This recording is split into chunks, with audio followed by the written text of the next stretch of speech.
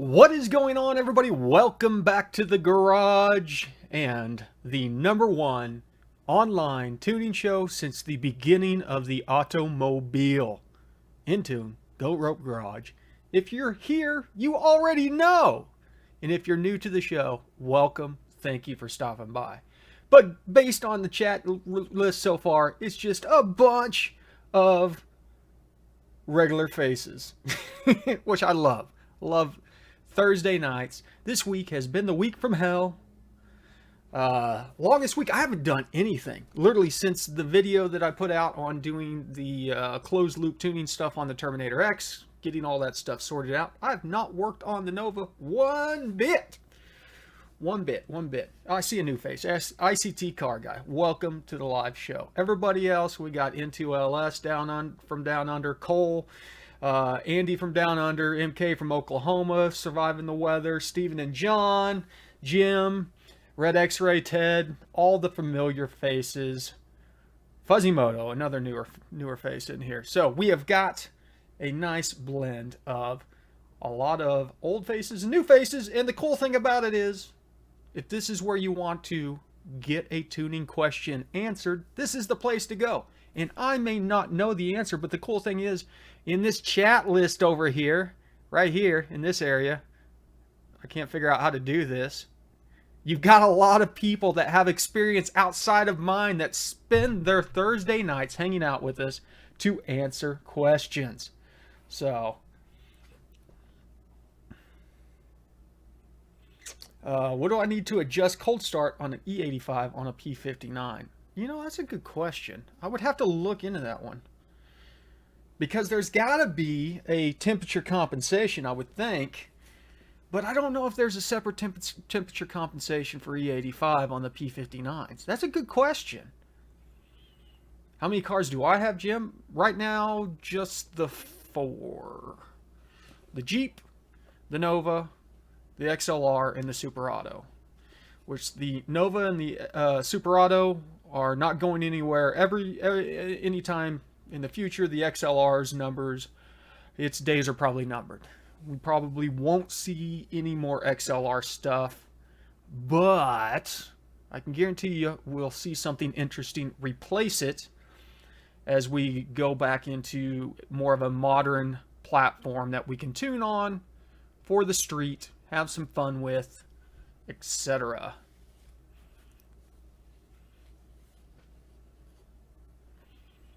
You know, ICT, I was wondering if you were from ICT Billet.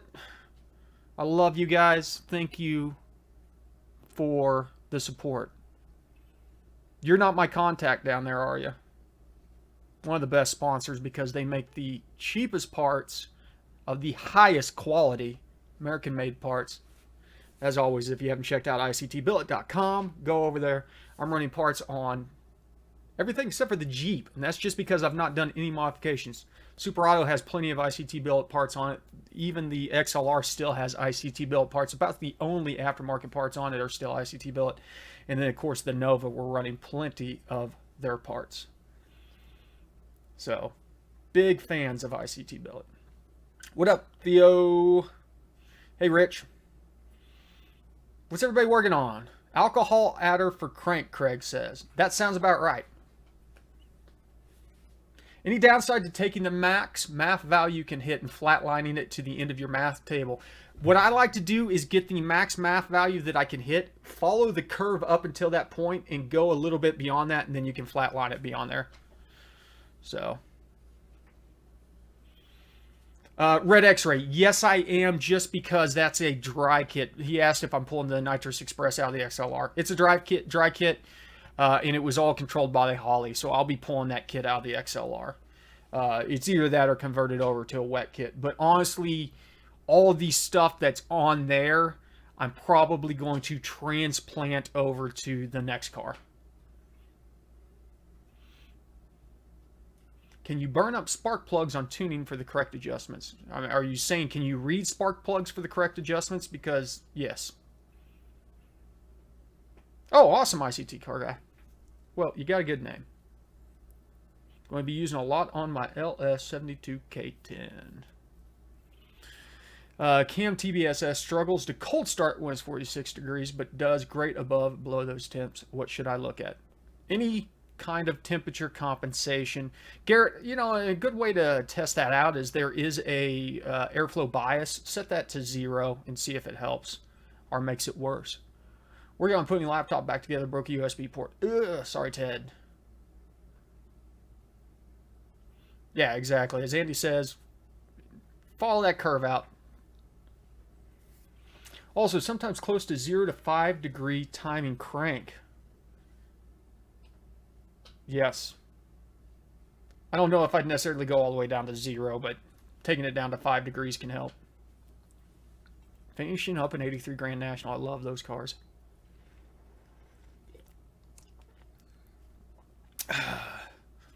Thoughts on Haltech systems, Bourbon Professor. I like the software, the Haltech software personally, though I've never ran one, so I can't really weigh in. They're expensive, but I think there's some logic behind the expense whenever you get into the flexibility on the software.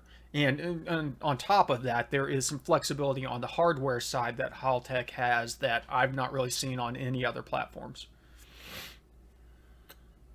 Awesome, James.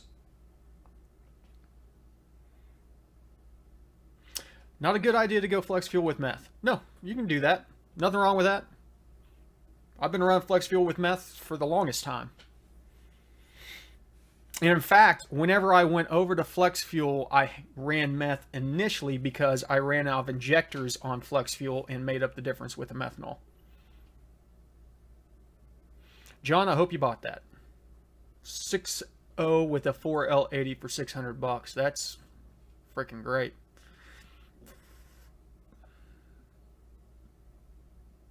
Can you use the Gen 3 OS on the 1998 Vortec ECM? Are you talking about the black boxes, Steven?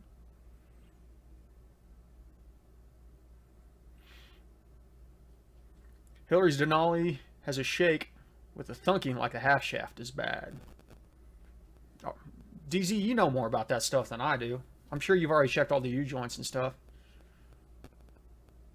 Any concern with short-term fuel trims showing different bank to bank? Depends on how far off they are. Could just be an indication that you have a bad narrowband.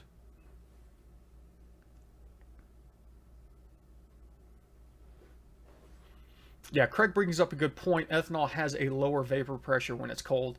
And then on top of it, you know, it doesn't have as much energy per weight, and so you need, that's why we have to run 30% more whenever we're running E85 is in order to get the energy. We talk about the stoic you know, ratio, but it's actually generating the energy.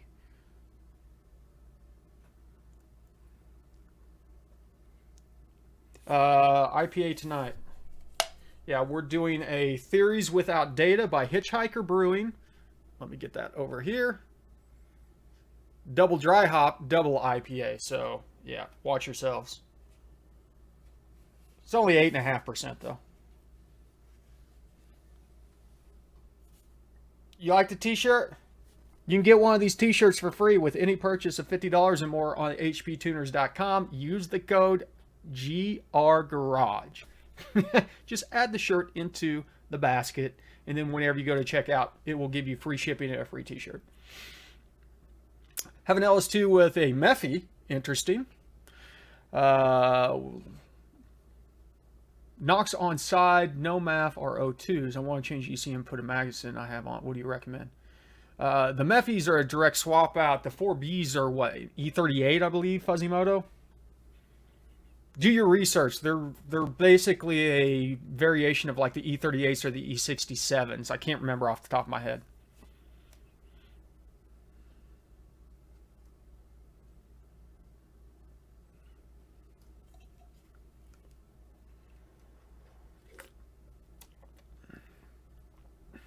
Does flex fuel revert to the low octane table when running 93 octane? Nope. The high to low octane shift is based off of knock, and in fact there is a knock ratio or a knock. There's a parameter that you can log that, depending on the ECU, goes from 0 to 1 or 0 to 2, that shows you how much it's shifting from high to low octane, and they're flip-flopped.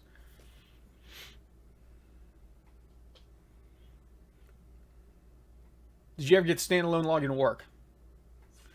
Dan, yeah, I mean, it worked fine for me. The only thing that I haven't seen it really work on is the E99, but I haven't followed up and tried it since the E99.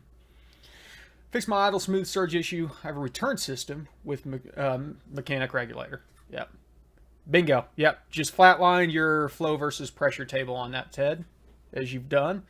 And because what you're doing, if you've got a return system with a vacuum referenced regulator, if it is a table that is using fuel pressure versus fuel delta, which is considering our pressure delta, which is considering the pressure of the fuel versus the manifold air pressure that's pushing on both sides of the injector.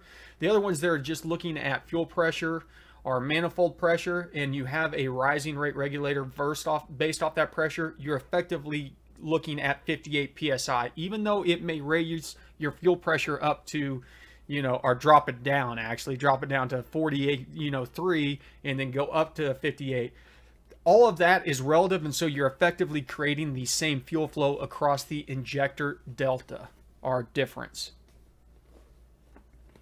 Yeah, Jim White, those injectors are in the Super Auto right now. They're in the secondary fuel system. Those were the injectors that tore the axle out of the back of it, so thanks, Jim. It's your fault.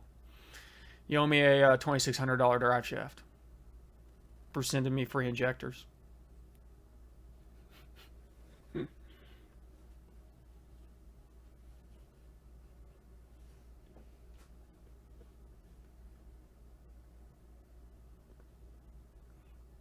Do you need to make changes to stock injectors and replace them with stock injectors? If they're the same flow rate, they're fine.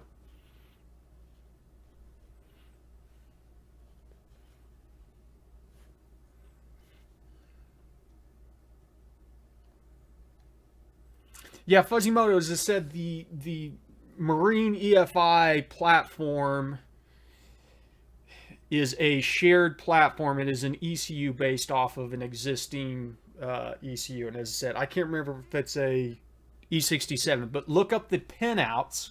If you can find the pinouts for the Mephi, and if it's is it a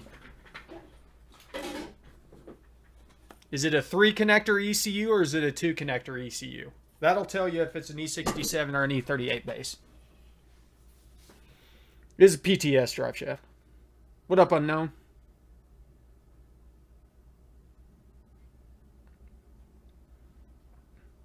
How does what theory apply to normal temp startup? Cold start, E85 initial rich cranking pulse is good, so it fires and it gets closer to stoic running, so it burns hotter. Keep up warm as the ethanol, when rich, keeps it too cool. That's another good point that N2LS brings into. You got to remember that there's a lot more oxygen in E85, and it also cools off the intake tract, causing it to be a lot denser air. So whenever you have a cold startup on top of it, shooting E85 into it is going to cool it off even more.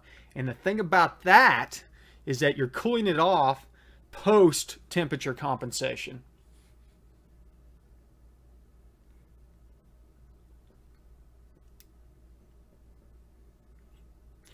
In your experience, what is more accurate for part throttle fuel adjustments, LTFT, STFT on the narrowband or EQ error on the wideband? I feel like they don't agree with each other often.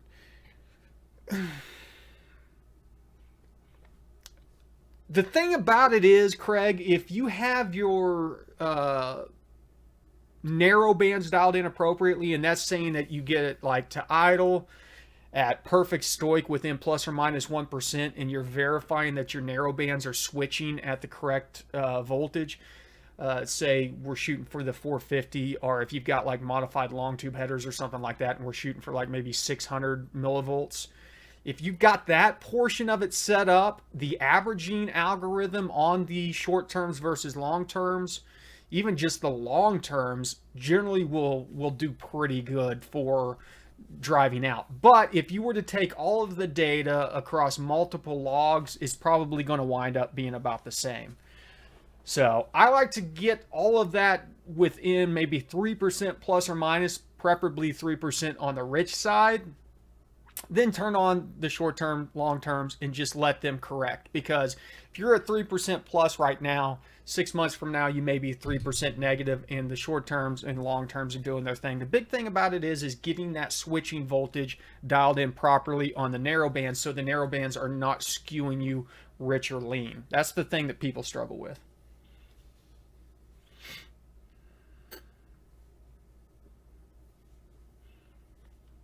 I mean, John, planning on running Bosch 210s on my Turbo 6. Any thoughts on those? They're Bosch injectors. You can't go wrong with them. Bosch, Decas, those things, you know, there's a reason they're expensive.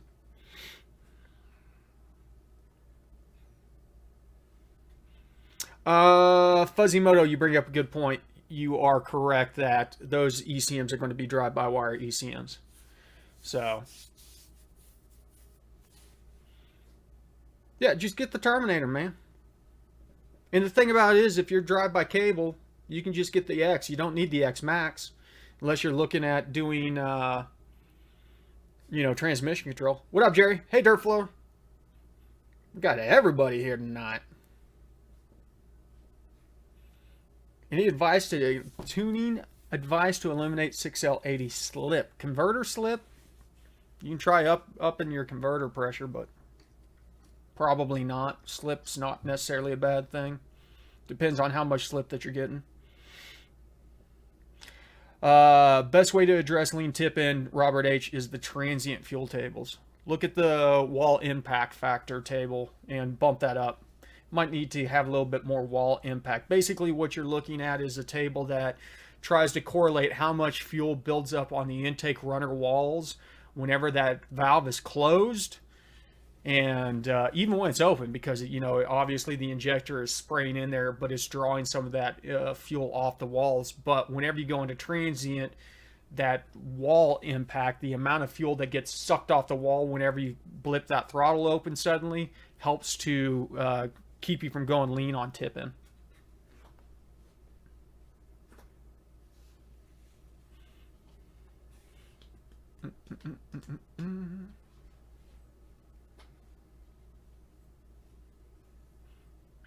Yeah, nothing like having a scale for 210s on a 63.5 pound injector flow rate limit. A lot of scaling to be done. The 50-50 split just don't work.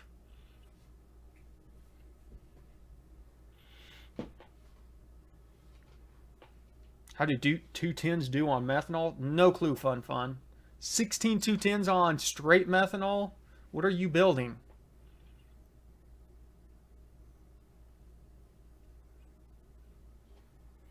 Yeah, Craig, I generally, from the get-go, if I'm working with something with long tube headers, go up to 600 from the start. And I've worked on a lot of cars recently that are up to about the 850 range. Do I have a cam in the Super Auto? Yes, I do. I have no clue how big. It's been too long since I did it. I put a cam in whenever I blew the motor. Did cam motion cam, one of their supercharger cams. And if I'm guessing right, let me see here. Gen 5 LT supercharger cams. I probably went with about the biggest one that they've got.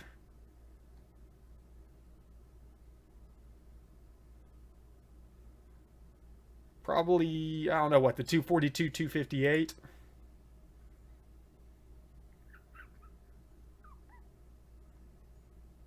It was big enough that I had to do a full lockout on it.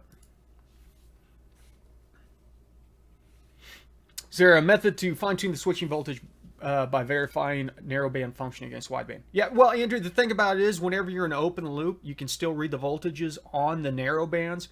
So get it up to temp on idle with your wideband reading, as I said, as perfectly stoic as possible. And then look at your voltage on there, plot that thing out, and you can average it. Get that average, and that will give you an idea of what the switching voltage is going to be. There you go. John says they're originally natural gas injectors, so they should be perfectly fine for ethanol or methanol.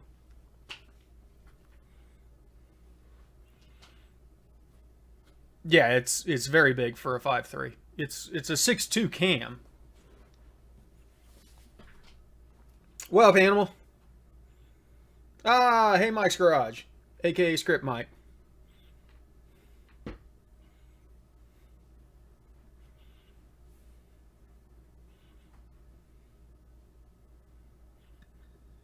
SS Lifestyle, depends. 15.1's lean, 14.7 is as lean as you really want to go. Excuse me, unless you're doing lean cruising. 11.15 is a little bit rich. So that's the outside, you know, depending on, you know, if you're boosted, you can run around 12. If you're not naturally aspirated, 12 and a half is as rich as you need to go.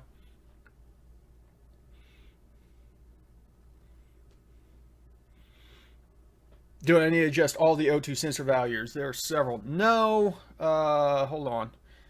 Doggone it. Where'd my links go for the editor? Let me open this up real quick and I'll show you what I'm talking about.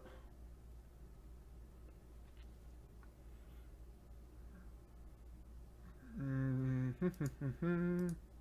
2015 Corvette may not be the best, but let's open it up. Take a look. So under fuel oxygen sensors, the big things that we're looking for is bank 1 and bank 2. You might have to blow these things out to keep from getting DTCs for lean or rich bank, you know, bank 1, sensor 1 stuff. But we're looking at this table right here, and based on your platform, it may be flatlined, but if you're not, you know, you can flatline this, but the higher this is, basically the more fuel that you're going to be compensating for. As I said, if you're running a long tube headers, I like to come in here. Look, this is on millivolts. I'll set this up for 600 to begin. And then you want to do the same thing for bank 2. Now you can trim this. In fact, one of the ZL1s that I'm working on right now, I have probably about a 750 on this. Oop, I can't see my keyboard. I've got a 750 on one, and I've got like a 725 on the other. But these are the voltages that it looks for whenever it's switching. That would not be good. And so what it is doing is it is looking at these voltages within a period of time, and it is expecting it to be above it and below it the same amount of time whenever you are stoic. Now, if it's above it more than it's below it, it's going to take some fuel out. If it's below it, whenever it's above it, it's going to add some fuel in, things like that. So, what up, TJ?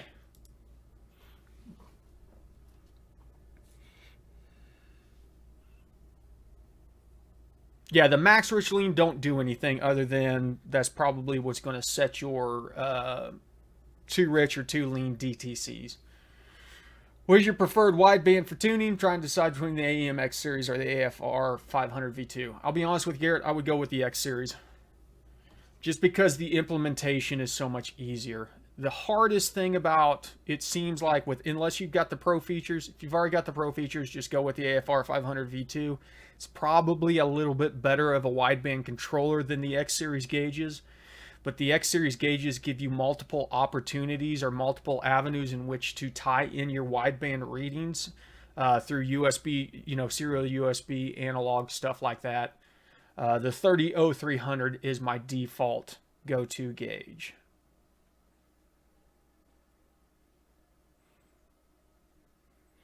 Jim White, so where would I adjust commanded EQ ratio? Is that the PE-EQ table? Well, your base one is going to be the stoic value underneath your fuel tab, your stoic AFR, that's your base, and then your PE is going to be a multiplier whenever you command power enrichment based on your power enrichment enable. So if you're at 14.7, it's going to say 14.7 AFR is your equivalent to 1 EQ. If you were to be running 100% ethanol and you put 9 in there, it would say that 9 AFR is equal to 1 EQ, and then you go into your power enrichment, and you're basically looking at your EQ ratio. And if you look at the descriptor down at the bottom, if you mouse over your EQ ratio here and go down to the bottom, if I can do that without dragging it out, it will say the main table, blah, blah, blah. Values greater than 1 are richer, values less than 1 are leaner. This value relates directly to the stoic AFR. If the multiplier is 1.1, then commanded AFR will be 14.7 divided by 1.1, or 13.36. That's why we will do 1.18. Put that in there, because if we were to pull up ye old calculator and do 14.7 divided by 1.18, we've got 12.457. In fact, it's 1.185 whenever we get down to it. So 14.7 divided by 1.185. Did I mess that up? Apparently I did. But you get the gist.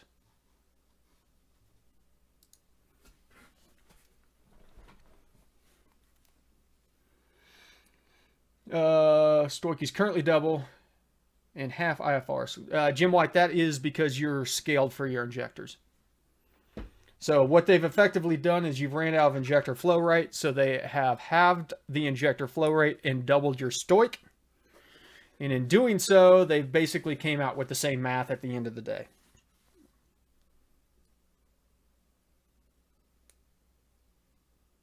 Yeah, if you got the Pro, man, you're good with everything. Everything's got analog out.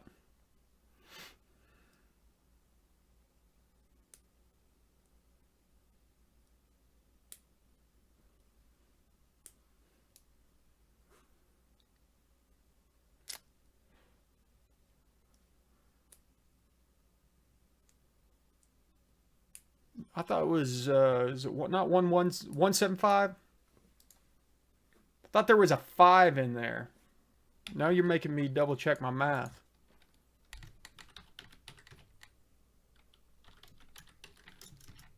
Yeah, it's 175. Brings you to 1251.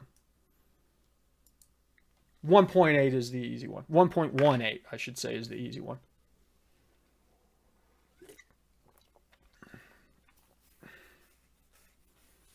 Andrew, good question. I assume with scaled tunes, the spark table seal air would be halved, correct, and then doubled as well. So what happens is, man, you guys are getting into injector scaling. This is not normally a topic that I like to get into.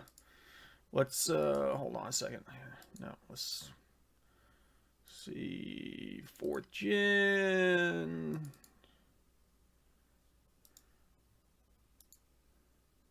Well, that goes out to 127. But 127. So say we had, 127 pounds per hour is our limit. Say we had 180 pounds per hour injectors. And so we're going to come in here and say at our pressure delta, we're going for 60. In fact, we're about at 60 on that one, even though these are not. These are 60-pound injectors.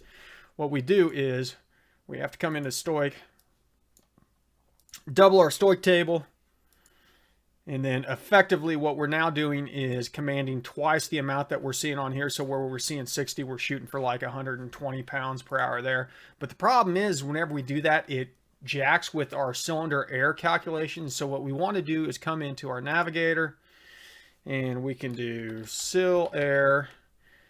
And that will bring up any of our tables that are based off of cylinder air. The big one being our spark tables.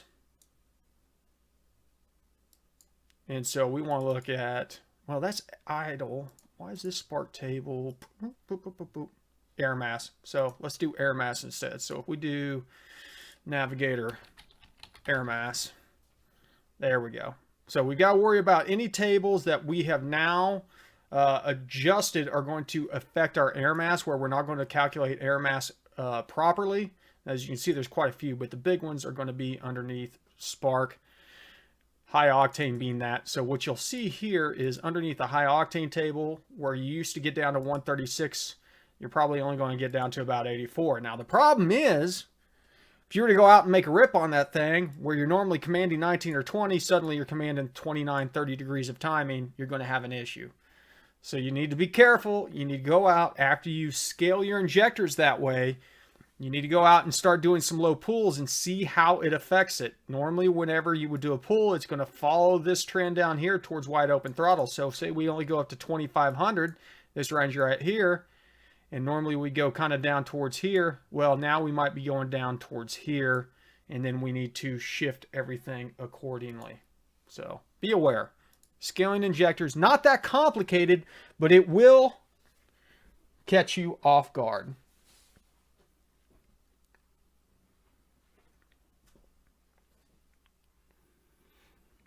Question was, once scaling is complete, where to adjust commanded EQ? A commanded EQ should always be 1, Jim. And basically what that ties back to is that we know that even though we've updated that stoich table to be 2-3 times what it was, we know that that is still going to be 14.7 versus commanded EQ of a 1.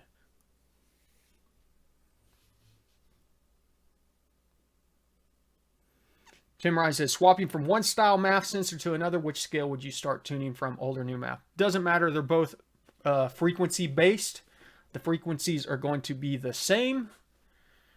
So probably could line up the data from the old one. Doesn't really matter. If the thing starts up, just start there. Start at idle, start working up 1,000 RPMs at a time.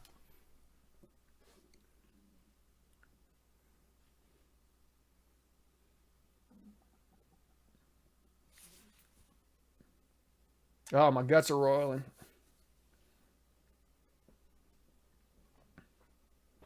Yeah, Jim White. Well, you got me into scaling. It's your fault. Everything's your fault, Jim. Have you noticed that?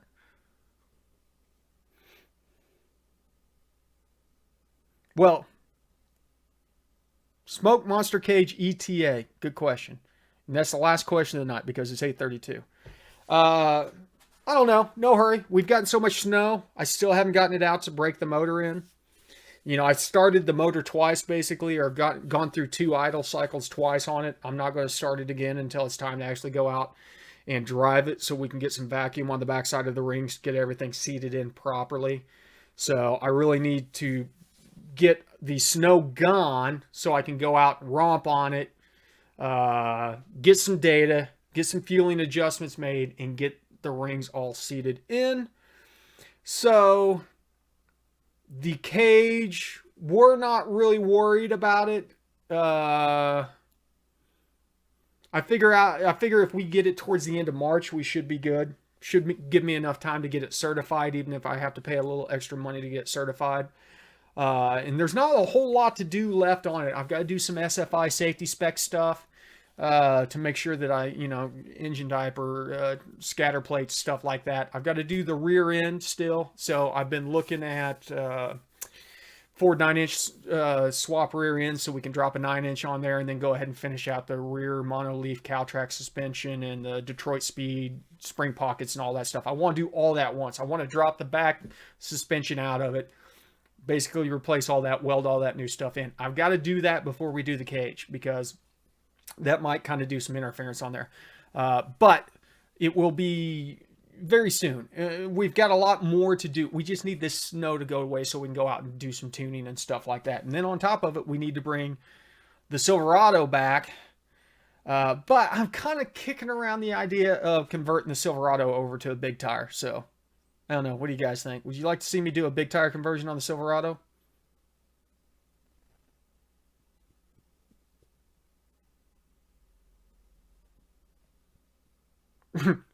DZ says yes.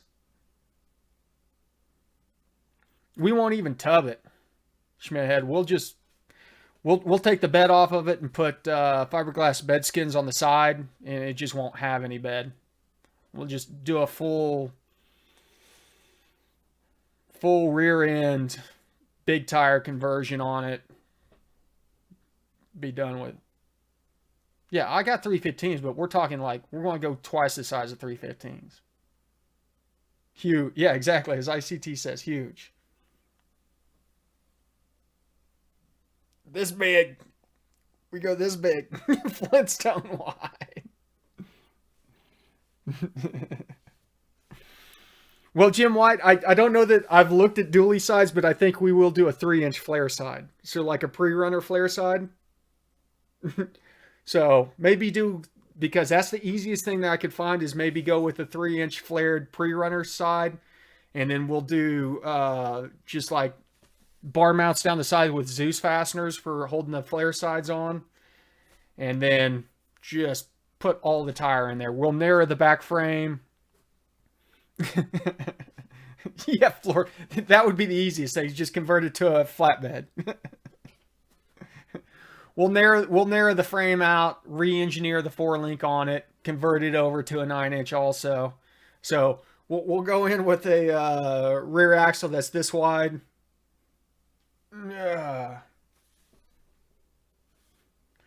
Well, fun. There's not a lot of NHRA tracks near me, so I'm going to have to hunt one down and then take a long trip out there, or I'm going to have to figure out whenever Summit's having an NHRA cage day at their Ohio store. Okay. We'll talk more about the Super Auto later on. We got to do something. So, you guys know the drill. Thanks for stopping by the garage. ABT, always be tuning.